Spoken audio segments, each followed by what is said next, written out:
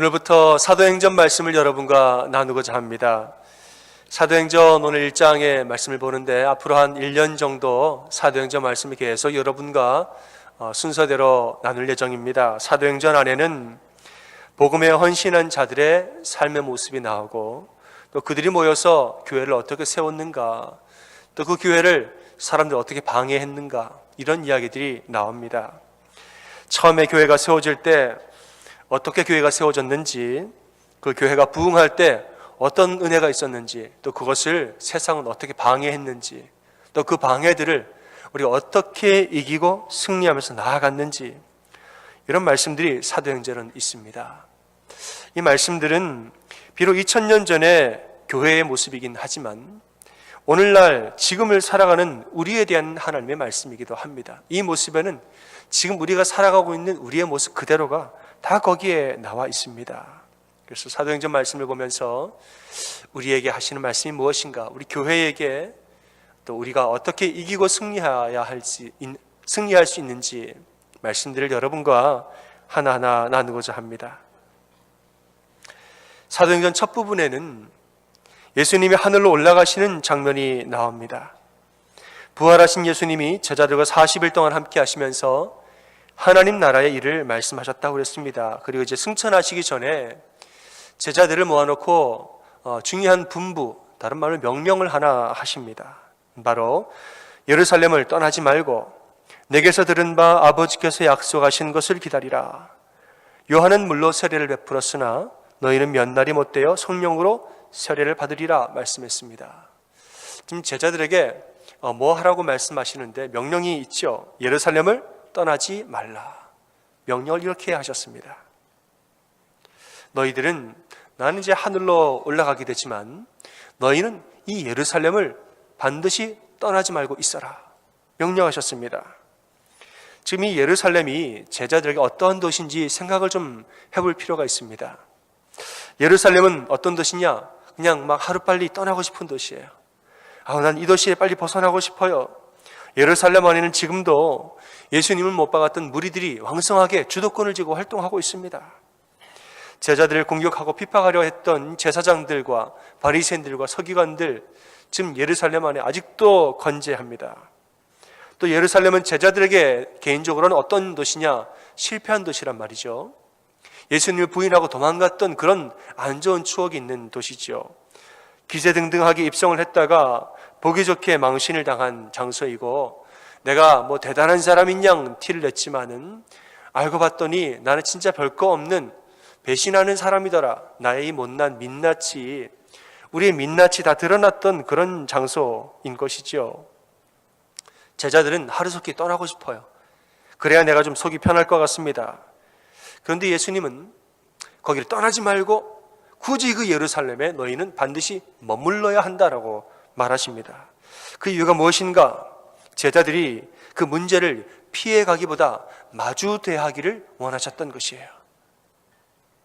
우리의 그 연약한 모습들과 우리의 민낯을 피해가고, 여기 피하고 저기 피하고, 영광의 자리만 찾아가고 기쁨과 즐거움만 누리려 하고 그러지 말고, 너에게 중요한 자리, 네가 아무리 아파할지라도 있어야 할 자리에서는 있으라는 것이죠. 그리고 거기에서 이 마주대하면서 오히려 그것을 극복하고 대해라. 예수님 말씀하고 계신 것입니다. 예루살렘은 유대인들의 심장부요, 신앙의 중심지입니다. 이 믿음으로 볼 때도 매우 중요한 도시예요. 또 그렇기 때문에 그만큼 매우 껄끄러운 도시이기도 합니다. 제자들 입장에서는 우리 복음을 위하여서, 선교를 위하여서는 언젠가는 가야 할 곳이지만 당장은 주저하게 되는 곳이에요. 예수님이 제자들에게 떠나지 말라라고 명령하신 이유가 무엇이었을까? 명령을 하지 않았으면 바로 떠났을 것이기 때문에, 예수님이 너희는 떠나지 말아라 이야기를 안 했으면 예수님은 하늘로 올라가신 다음에 빨리 갈릴리로 갑시다, 바로 떠났을 것이기 때문에 가지 말라라고 명령을 특별히 한 것입니다. 예수님은 지금 우리에게도 동일한 말씀을 하고 계십니다. 너희의 예루살렘을 떠나지 마라. 우리에게는 저마다의 예루살렘이 있다는 것이지요. 우리 마음속에는 우리가 다 기피하고 싶어하는 문제들, 되게 중요하지만 중요한 줄 내가 알아요. 알지만은 그래도 피하고 싶어요. 참 중요한 문제인 건 알지만은 자꾸 미루게 되죠. 우리의 민낯이 너무나 자주 드러나기 때문에 뭐 그런 영역에서 그런 자리에서 내가 뭐 하나님, 은혜 이런 얘기하기가 좀 민망한, 그러나 반드시 하나님 가운데 은혜 가운데 나아가야만 하지만 그래도 말하기는 민망한, 잠깐 미루고 피하게 되는 우리만의 이런 예루살렘들이 다 있다는 것이지요. 예수님은 이것들을 피해서 도망가지 말고 진지하게 마주 대하라 말씀하고 있습니다. 퇴근하고 들어온 남편이 이제 외투를 벗으면서 소파에 앉습니다. 오늘 퇴근하고 와서 좀 쉬어야지 하고 소파에 앉았는데 아내가 와서 이야기합니다. 여보, 오늘 이야기 좀 해요. 이제 남편의 마음이 덜컥 내려앉죠. 둘 중에 하나야. 뭔 잔소리를 하려고 그러나. 두 번째는 얼마나 심각한 일일까. 여보, 오늘 좀 이야기해요 라는 말이 무서운 거예요. 무슨 얘기를 하려고. 남편이 뭐라고 그래요? 다음에 해 그러잖아요. 다음에. 아니 꼭 얘기해야 돼요. 그러면 남편이 뭐라고 그래? 밥 먹고 하자고. 난 퇴근하고 밥도 안 먹었는데 뭔 갑자기 이야기부터 하자고. 밥 먹고 합시다. 밥 먹었어요. 그럼 또 뭐라고 그래요? 좀 씻고 얘기합시다. 그럼 씻었어요. 그럼 뭐라고 그래요? 지금 내가 하던 일이 있어가지고 이거 좀 마저 하고 합시다. 그래서 밤늦게 얘기하려고 그러면 피곤한데 자고 내일 합시다. 참 밀어요. 여러분, 중요한 문제라면 미루지 말고 진지하게 마주대해야 되지요. 중요한 문제라면은 서로에게 하나님이 역사하시기를 기도하는 마음으로, 서로에게 성령님이 인도하심을 위해서 기도하는 마음으로 성실과 인내함으로 마주 앉아서 이야기를 해야지요.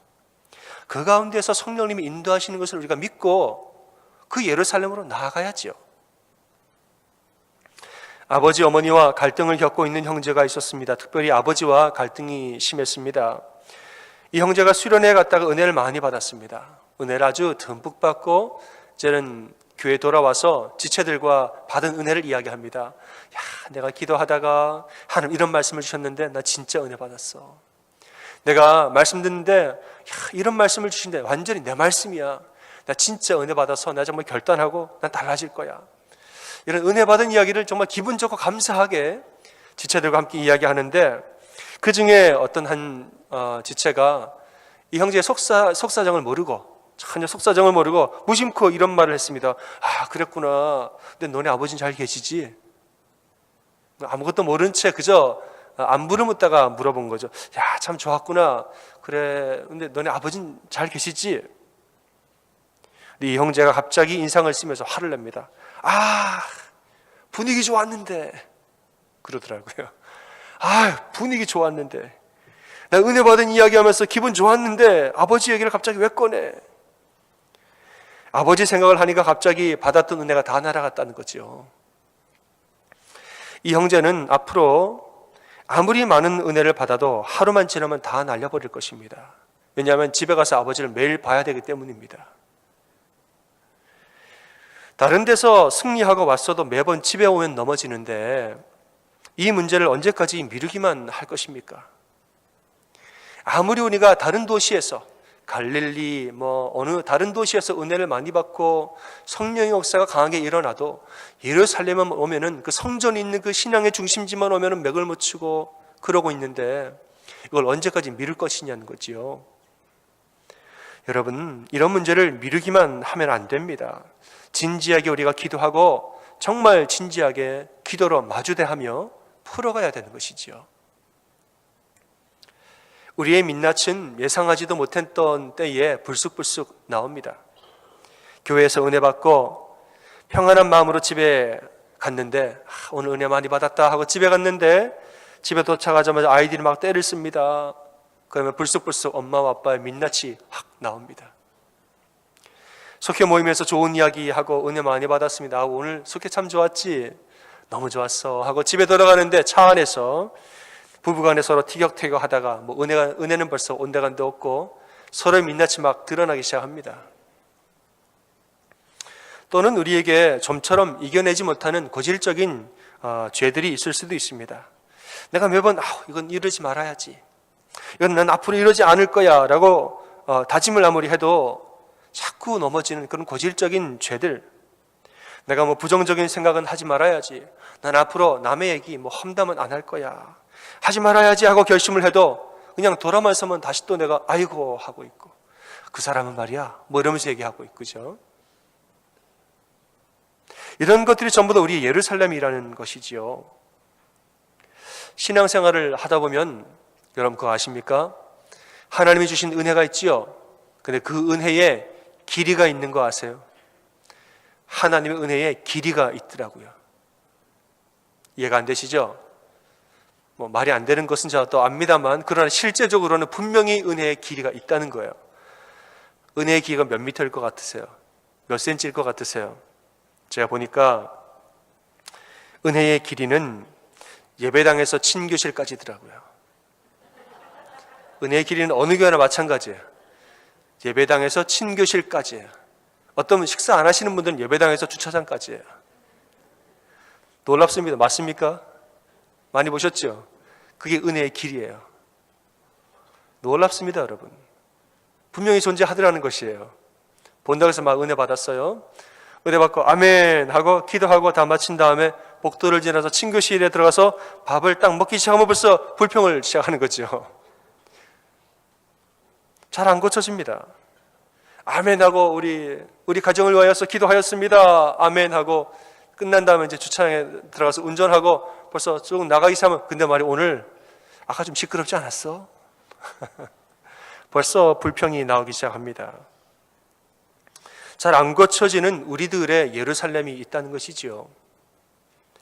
여러분, 우리는 이런 부분들에 대해서 눈을 감고 삽니다. 그냥 내가 아무리 이기려 해봐야 그건 못 이긴다, 내가 몇 번 해봤어도 그거 안 되더라, 우리는 이기지 못할 문제 같아서 포기하고 삽니다. 하지만 그리스도인들은 자신들의 예루살렘에서 이겨야 합니다. 아멘. 예수님은 제자들에게 너희 예루살렘에서 이겨라라고 말씀하셨습니다. 우리가 언제까지 피할 수는 없습니다. 절대 이건 피해서도 안 되는 일입니다. 왜냐하면 대부분의 예루살렘들은 전부 다 우리의 삶의 자리에 있기 때문입니다. 거의 우리가 매일 만나고 매일 이야기하고 매일 관계를 맺어가는 우리의 가족들, 우리 직장들, 사업장, 동료들, 교회, 혹은 어떤 면에서 나 자신이기도 합니다. 영원히 내가 떨어질 수 없는 나 자신, 이것이 바로 우리의 예루살렘일 수도 있습니다. 우리가 피하고 미루고 있는 대부분의 예루살렘들은 뗄래야 뗄 수 없는 우리의 일상들이라는 말이죠. 그러니까 이 문제들을 피하기만 하지 말고 진지하게 믿음으로 마주대하셔야 합니다. 사실 이런 것들은 너무 일상적이기 때문에, 너무 친근하고 너무 일상적이기 때문에 바꾸기가 쉽지 않죠. 그런데 예수님은 그곳에서 승리하라 말씀하셨습니다. 또 다른 의미에서는 그곳에서도 분명히 승리할 수 있다라고 말씀하시는 겁니다. 어떻게 승리할 수 있습니까? 말씀해 보면 성령님을 우리에게 보내주실 것이기 때문에 승리할 수 있다라고 말씀하십니다. 예수님 제자들에게 무작정 예루살렘에 그냥 있기만 해라라고 말씀하시는 게 아니에요. 예수님 성령을 보내주신다 약속을 하셨습니다. 4절 5절에 말씀하십니다. 내게서 들은 바 아버지께서 약속하신 것을 기다리라. 요한은 물로 세례를 베풀었으나 너희는 몇 날이 못되어 성령으로 세례를 받으리라. 실제로 오순절날 제자들이 성령 충만함을 입은 다음에 그들은 완전히 달라졌다는 것이지요. 더 이상 예수님을 부인하던 그런 베드로가 아닙니다. 더 이상 다락방에 숨어서 들킬까 봐 벌벌 떨던 그런 제자들이 아니라는 것이지요. 그들의 성령 충만함을 입은 후에는 담대하게 복음을 전하기 시작했습니다. 얼마 후에는 베드로와 요한이 성전을 향하여 걸어갔습니다. 성전은 신앙의 중심 중의 중심, 심장부입니다. 난공불락으로 보이던 이 유대인들의 심장부를 향하여서 베드로와 요한은 담대하게 걸어간 겁니다. 거기에서 미문에 앉았던 안진뱅이를 일으키고 솔로몬의 행각에 들어가서 담대하게 복음을 전하였다 그랬습니다. 엠마오 마을로 가던 2명의 제자들이 있었습니다. 예수님이 죽으심으로 인하여서 시리에 빠져서 우리는 이제 어떻게 사나 하고 예루살렘을 떠났습니다. 예루살렘 피팍이 많고 예루살렘이 힘든 도시니까 우리는 다른 데로 가지 예루살렘을 떠나서 엠마오로 가더라는 말이죠. 길을 가던 중에 부활하신 예수님을 만나고 예수님과 이야기하고 말씀을 듣던 중에 이 제자들의 마음이 이상하게 다시 뜨거워짐을 느낍니다. 성령이 그들에게 임하시고 성령이 만지시니까 식었던 마음이 다시 뜨거워졌다는 것이죠. 그리고 그들이 중요한 결정을 하나 하는데 바로 본인들이 떠나왔던 예루살렘으로 다시 돌아가기로 결정합니다. 성령님이 그들의 마음을 만지시니까 내가 피하고 미뤄왔던 일들을 마주대하면서 그 예루살렘 안에 들어가서 다시 한번 내가 성령의 힘으로 할 용기가 났다는 것이지요. 여러분, 우리의 예루살렘은 바로 일상들입니다. 내가 날마다 만나면서도 또 날마다 실패하는 바로 그 자리, 우리의 삶의 자리가 바로 예루살렘이죠. 또 내가 매일 만나고 있는 나의 남편과 또 내가 매일 마주대해야 하는 나의 아내, 나의 자녀들, 내가 매일 나가서 일하는 직장과 사업자, 함께 일하는 동료들, 더 나아가서는 내가 죽을 때까지 나와 함께할 바로 나 자신, 특별히 반복적으로 계속 넘어지는 우리의 고범죄, 우리의 연약함들입니다. 행복을 위하여서는 바꾸어야 할 가장 중요한 부분임에도 불구하고 너무 가까워서 변화가 어렵게 보이는 거죠. 하지만 성령님이 우리와 함께 하시면 변화되고 바뀔 수 있는 줄 믿으시기를 바랍니다. 말씀에서는 성령을 보혜사라고 말했습니다. 보혜사는 헬라어로 파라클레이토스, 우리말로 변호하는 사람이라는 뜻입니다. 성령님은 변호하는 자이다. 우리가 변호사를 고용할 때 이유가 뭡니까? 내가 모르는 게 많기 때문에 변호사가 내가 모르는 걸 많이 알고 있죠. 내가 모르는 건 물어볼 수 있고 내가 모르는 부분까지 다 인도해 주기 때문에 변호사를 우리가 고용합니다. 성령님은 우리가 모르는 부분까지 다 알고 우리를 도우시는 보혜사라는 것이죠. 우리가 마음이 답답하거나 지혜가 없을 때 물어봅니다. 성령님, 이건 제가 어떻게 할까요? 성령님, 어떻게 하는 게 지혜로운 일일까요? 성령님, 당신 보시기에 무엇이 옳은 일인지 말씀해 주세요. 이렇게 우리가 여쭤볼 때마다 성령님은 예수님의 말씀을 생각나게 하시고 우리의 길을 열어주신다, 이 말씀입니다. 성령님은 매우 일상적인 분입니다. 그냥 우리가 어떤 특별한 때에 우리에게 역사하시는 분이 아니라 매일매일 우리가 살아가면서 동행하고 대화하고 우리를 인도하시고 우리를 강하게 하시는 일상 가운데 역사하시는 분이라는 것이지요. 스탠리 존스 선교사님의 순례자의 노래라는 책에 나오는 일화 있습니다. 이 스탠리 존스 선교사님이 6개월 동안 전도여행을 떠나게 되었다는 것이죠. 전도여행 6개월 동안 하면 고생이죠. 어떤 자매가 쪽지를 전해주었습니다. 축복의 말을 적어서 그 쪽지를 펴봤더니 이런 말이 쓰여 있습니다. 선교사님, 6개월 동안 예수님과 함께 재밌게 놀다 오세요. 적혀 있더래요.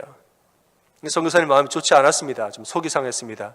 아니, 지금 고생하러 전도여행 6개월 가는 사람한테 재밌게 놀다 오라는 말이 이게 뭔가 참 경박하다.